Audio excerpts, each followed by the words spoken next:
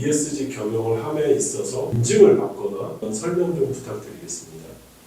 공급망 평가, 공급망 CSR이라고도 얘기를 하고요. 이렇게 이제 얘기를 하는데, 이제 공급망, 이라고 하면 이제 보통 뭐 협력사에 이제 들을 보통 얘기할 수 있는데, 그런 것들을 평가하기 위한 부분들이 좀 있습니다. 그러니까 대표적인 게 요새 이제 많이들 이제 받고 있죠. 에코바디스라고 하는 부분을 좀 많이 좀 받고 있죠. 그래서 그거는 그 유럽에서 그 기업 공급망 실사 제도라는 게 이제 발효가 됩니다. 그러면 그 기업 공급망 실사 제도라고 하는 부분은 유럽 내에 로 수출하는 기업들이 그 기업들만 보는 게 아니라 그 기업의 협력사들까지도 다 그 인권이라든가 환경에 대해서 보겠다라는 거예요. 그러다 보니까 글로벌 기업들이 협력사 대상으로 에코바디스를 인증을 받으라는 요구들을 많이 합니다. 최근에 그래서 그런 이제 협력사들, 대부분 이제 협력사들이라는 거가 중소기업 내지는 중견기업들이 되겠죠.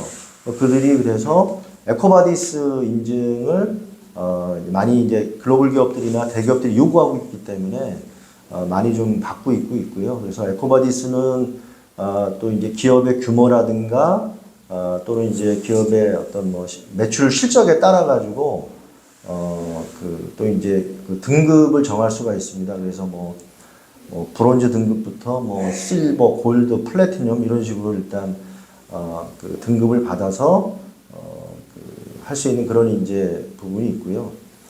또 이제 전기나 전자제품을 많이 이제 취급하는 업체 대상으로는 RBA라고 하는 어떤 그런 그 글로벌한 또 그 표준에 따라서 요구를 또 많이 요구를 합니다. 그래서 뭐 RBA 같은 경우는 예전에 이제 그 애플사에서 이제 애플이 이제 핸드폰을 만들 때 애플이 직접 만들지는 않거든요. 그래서 폭스콘이라는 데를 통해서 위탁 생산을 하는데 그때 초기에는 아마 업무 강도가 굉장히 셌던 모양이에요. 그래서 폭스콘에서 심지어는 그 근로자들이 자살하는 상태까지 막 일어났던 것 같아요. 그러면서 폭스콘의 노동자들이 애플 본사에 가서 데모도 하고 뭐 이런 사건이 좀 있었었습니다. 그것이 이제 그 사회적으로 이제 문제가 되고 폭스콘이 욕먹은 게 아니라 결국은 애플이 사실 굉장히 이제 기업적으로 부도덕한 기업 해가지고 애플의 스티브 잡스가 굉장히 욕을 먹고 애플은 뭐 굉장히 부도덕한 기업이다 이런 식으로 이제 낙인이 찍힌 그런 사건이 있었죠.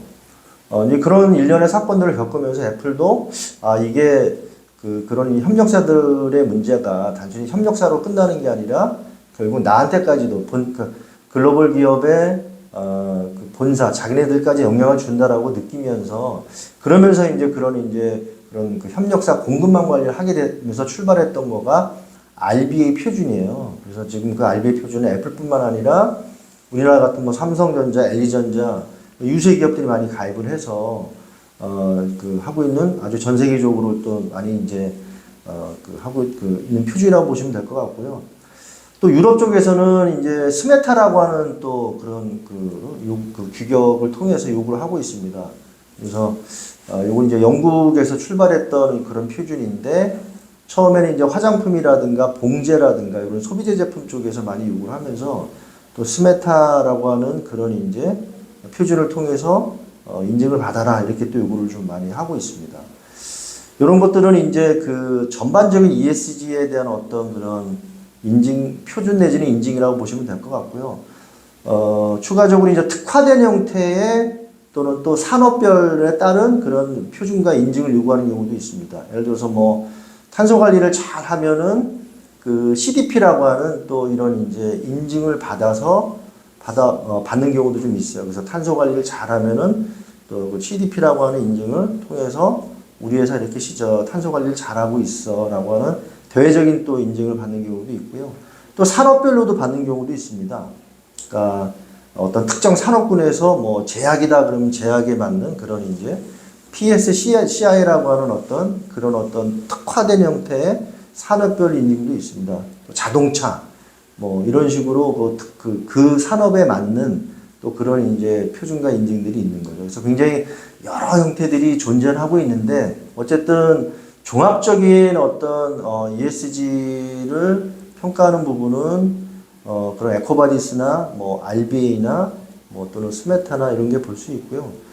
국내에서도 뭐 그런 이제 평가나 그런 것들이 있습니다. 종합적인 어떤 평가를 통해서 그 확인해주는 그런 부분이 있습니다. 그래서 동반성장위원회에서 또 진행하는 그런 이제 그걸 따라가지고 거기에서 진단을 통해 가지고 ESG 수준을 확인해주는 그런 제도도 있습니다. 그리고 이제 국내 대표적인 중앙부처인 산업통상자원부 산자부에서 실시하는 ESG 수준 진단이 있습니다. 거기는 이제 생산성 본부라는 대표적인 이제 컨설팅 폼을 통해서 이제 진행을 하고 있는데 그 확인서 같은 경우는 등급별로 뭐 A 등급, B 등급 이렇게 해서 해당 기업이 얼마나 ESG의 수준이 얼마나 되는지에 대해서 진단한 결과를 확인서 형태로 발급하는 경우가 있습니다.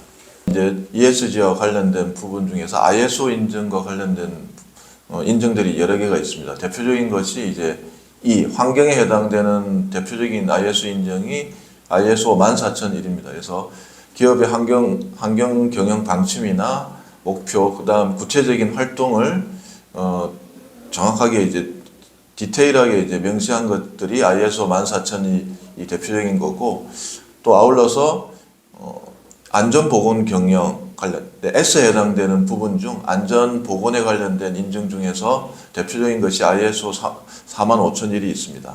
이런 부분들은 뭐 이후에 중대재해처벌법 대응과 관련된 안전보건관리 체계 구축과 관련이 있고, 그 밖에 정보보호 관련된 인증이 있습니다. ISO 27001과 같은 대표적인 인증이 바로 정보보호 인증, 이런 부분들이 ESG 경영과 관련된 대표적인 ISO 인증이라고 볼 수 있습니다.